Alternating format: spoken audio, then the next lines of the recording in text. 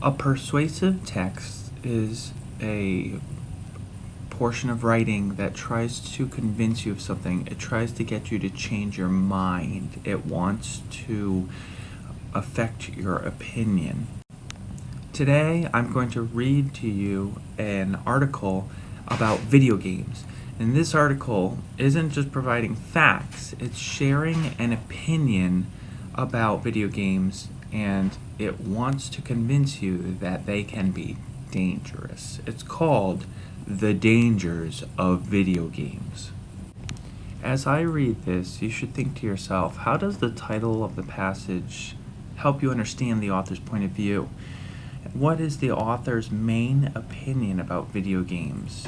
You'll see this in the very first chapter. Look how clearly the author states his or her opinion. Why do parents allow their children to play so many video games? Kids already spend too much time in front of screens. They watch TV, surf the internet, and use tablets. Add in video games, and problems increase even more. Video games keep kids from spending time with friends and family. Too often, video games replace outdoor fun. Schoolwork suffers. Parents have to remind their kids to do chores. Because of all these problems, parents should limit or ban video games for their kids. It's no secret what the author's main point is, but listen for the facts that he or she uses to back up his or her opinion. Children already have too much screen time. Screen time is any time kids spend in front of a computer or other device that has a screen. According to one study, many children spend 5 to 7 hours in front of a screen each day. Too much screen time can affect children's health and well-being. They may gain weight.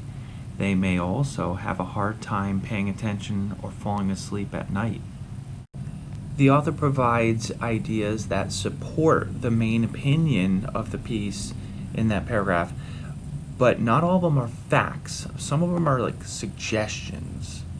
Playing video games is an inactive hobby, and too much inactivity is not good for kids' health. Kids will sit and play for long periods of time. Too much time sitting means not enough exercise. To live an active, healthy life, kids need to move.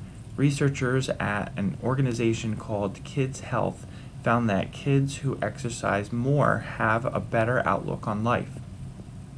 Kids who play video games less often may also develop better relationship skills. When children play too many video games, relationships with friends and family suffer. Quality time is limited. As I continue reading, think about these questions. How does the author use strong language to affect the reader? How does the conclusion of the article sum up the topic? And is the author convincing? Why or why not? Even when kids play video games with friends, they often focus on the game instead of talking. This isn't true for other types of games. For example, kids may play a group sport such as kickball or baseball. They talk to each other. They work together as a team. Children can build better friendships when they turn the video games off. Finally, video games can be harmful to children's schoolwork. Some kids spend more time playing than working on homework. People have done studies that show that kids who play video games spend 34% less time doing homework. Other studies show that more than 1 or 2 hours a day of screen time can lead to lower test scores. This may be because video games can affect children's ability to pay attention. So grades and overall learning suffer. Sure, some video games can be educational, but kids enjoy the silly or most popular games more. How often do they really play learning games? After reading this article and or listening to it, you're going to answer some questions that have to do with comprehending the point of the article and what's in it. These questions kind of draw out the facts of the article, and one of the answers in these questions has to do with this statement: sure, some video games can be educational. Is that a fact? does that support the main idea of the author, or is the author just kind of throwing that in there as like a tidbit, a little? This is called a concession. The author is suggesting that while some people might say that video games can be educational, it's not a good point. And then the author debunks that point.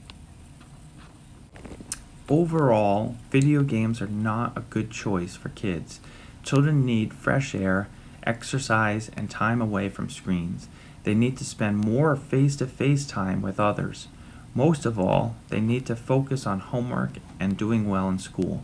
So unless you want your kids to suffer in all areas of their lives, you should keep them away from video games. And that was the article, The Dangers of Video Games. Who was this article written to, do you think?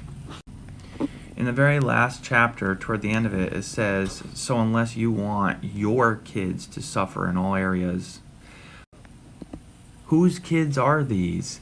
That's the person who this author is writing to, right? As you read the questions and choose the best answers, look back to this text to help you. Additionally, this text can be a nice example for you as you prepare to write your own opinion piece. Good luck, and may the force be with you.